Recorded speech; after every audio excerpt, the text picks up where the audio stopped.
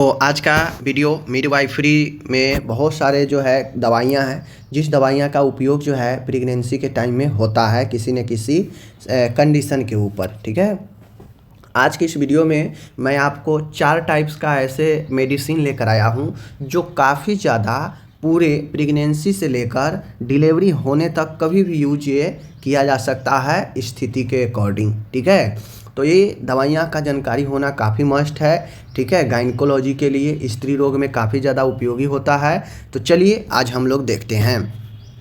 पहला है, और आप लोग जो भी लोग हैं प्लेलिस्ट में जाइए, क्लास देखिए। आप लोग का आगे एग्ज़ाम है तो प्लेलिस्ट से क्लास देखिए, कंटिन्यू क्लास आपको मिल जाएगा प्लेलिस्ट में। ठीक है, चलिए। नौसिया और वोमिटिंग, मान गए कोई महिला प्रेग्नेंट है और उससे बहुत ज़्यादा वोमिटिंग हो रहा, हल्का फुल्का होगा तो चलेगा, लेकिन बहुत ज़्यादा वोमिटिंग हो रखा हो, नौसिया हो, जी मचले, वोमिटिंग हो, तो उसके लिए जो मेडिसिन होता है ओंडेस्टेरोन होता है। ठीक है, डॉक्सिलामाइन, पैरिडॉक्सिन, मेटोक्लोप्रामाइड होता है। ठीक है, मेटोक्लोप्रोमाइड होता है, मेटोक्लोप्रामाइड होता है। ठीक है, ओंडेस्टेरोन होता है, ओंडेस्टेरोन होता है। ठीक है, ओंडेस्टेरोन होता है, याद रखिएगा। डॉक्सिल, ठीक है ना, डॉक्सिलामाइन होता है प्लस पैरिडॉक्सिन होता है।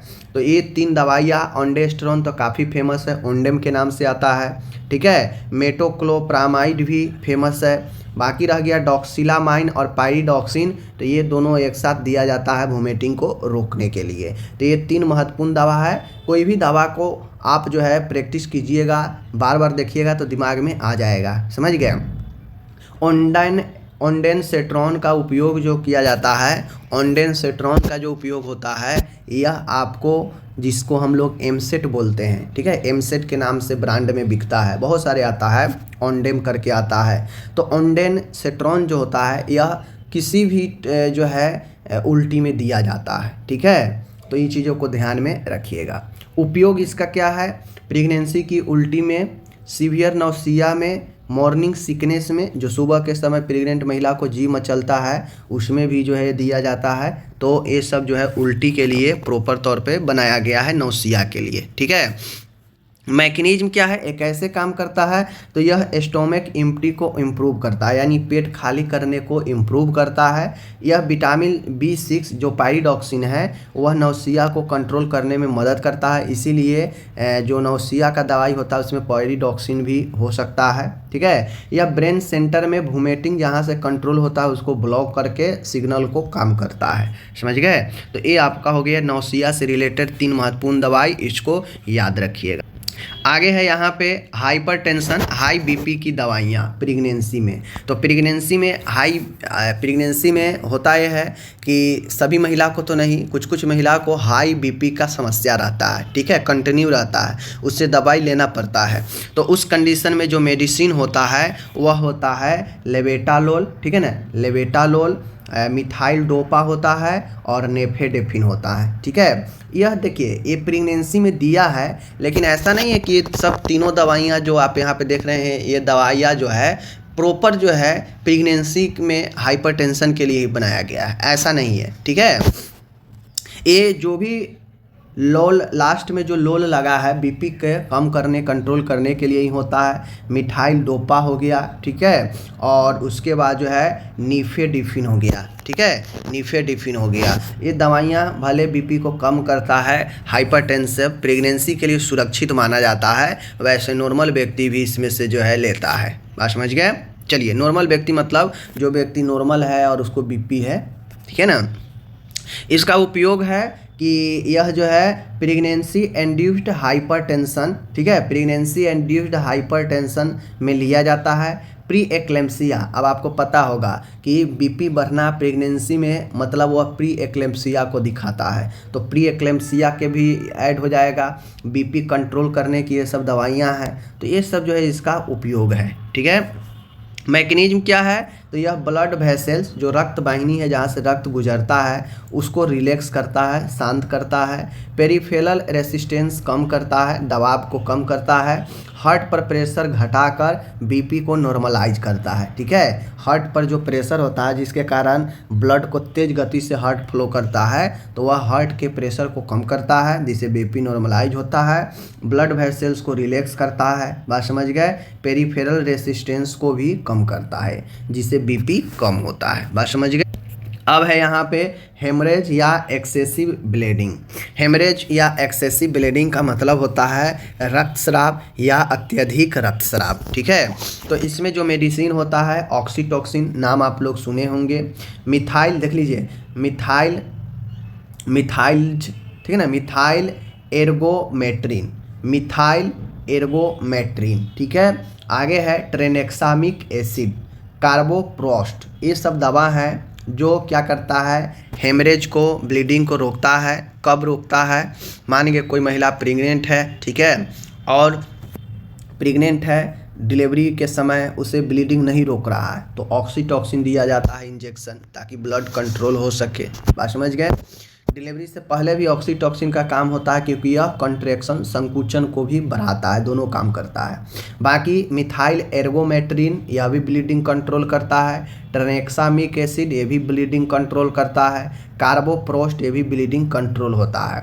अब इसमें सबसे प्रचलित ब्लीडिंग रोकने के लिए ट्रेनेक्सामिक एसिड होता है, जो ज़्यादातर डॉक्टर इसी का प्रिस्क्राइब करते हैं। ठीक है, और नहीं होता है तो फिर विटामिन के का इंजेक्शन भी चलाते हैं, बात समझ गए।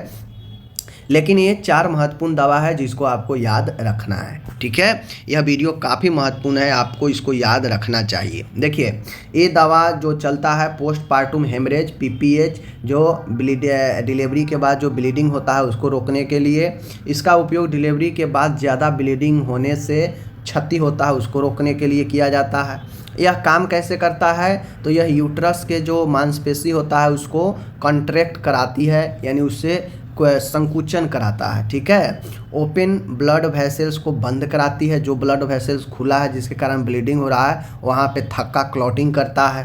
क्लॉट ब्रेकडाउन को रोककर, ठीक है ना, ब्लीडिंग कम करती है, यानी जो क्लॉट नहीं बन पा रहा है उस नहीं बनने को रोकता है और ब्लीडिंग को कम करता है। यानी वे सारे काम करता है जैसे जहाँ से ब्लीडिंग रुक सके, वो सारे काम ये दवाइयाँ करता है मैकेनिज्म में। ठीक है, अब यहाँ पे आ गया अपना आज का चौथा लास्ट जो टॉपिक है, वो है यूटेराइन कॉन्ट्रैक्शन, लेबर या डिलीवरी की दवाइयाँ। ये दवाइयाँ वे दवाइयाँ होती है जैसे महिला बहुत ज़्यादा पेन है, ठीक है, डिलीवरी का समय हो चुका है लेकिन जल्दी से डिलीवरी नहीं हो रहा है, महिला बहुत कराह रही है, दर्द हो रहा है, तो उसे कॉन्ट्रैक्शन दवाइयाँ दिया जाता है जिससे जो कॉन्ट्रैक्शन संकुचन होता है उसमें तेज़ी आता है, फोर्सफुल आता है और जन्म, बच्चा, डिलीवरी जल्दी हो जाता है। ठीक है, इसमें जो मेडिसिन है अभी मैंने ऊपर बताया कि ऑक्सीटोसिन का काम डिलीवरी से पहले यह संकुचन को तेज करने में भी करता है और डिलीवरी हो गया है तो वह ब्लीडिंग को कम भी करता है, दोनों कंडीशन है। ठीक है, मीसोप्रोस्टॉल होता है, ठीक है, कार्बोप्रोस्ट होता है, समझ गए। तो कार्बोप्रोस्ट भी आप देखे हैं ब्लीडिंग को कम करता है और यहाँ पे इंट्राइन कॉन्ट्रैक्शन को भी बढ़ा रहा है।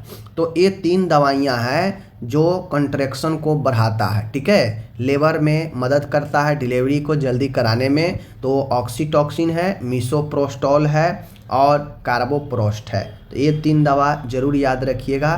कार्बोप्रोस्ट के काम जिस प्रकार से ऑक्सीटोसिन का काम कॉन्ट्रैक्शन में और ब्लीडिंग में दोनों में है, उसी प्रकार से कार्बोप्रोस्ट का भी काम कॉन्ट्रैक्शन और ब्लीडिंग दोनों में है। मीसोप्रोस्टॉल यह क्या करता है, लेबर को जल्दी कराने में उत्तेजित करता है। ठीक है, याद रखिएगा।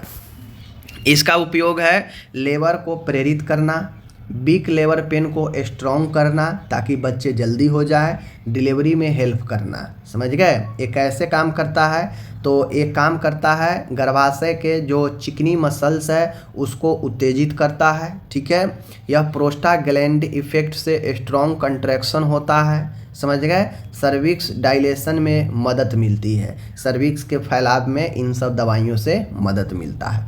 तो ये 4 दवाइयाँ मैंने जो आज बताया, एंटी हेमरेजिक, ठीक है, कंट्रैक्शन को बढ़ाने वाली, ओके, नौसिया के लिए, समझ गए। तो इस 4 प्रकार के जो मैंने आपको दवाइयाँ बताया काफ़ी महत्वपूर्ण है। फिर आगे आपको जनरलाइज गाइनकोलॉजी का दवा बताएंगे, ताकि आपको नॉलेज बढ़े। ये वीडियो को 2 बार प्रैक्टिस कीजिएगा, छोटा वीडियो है, याद हो जाएगा। धन्यवाद।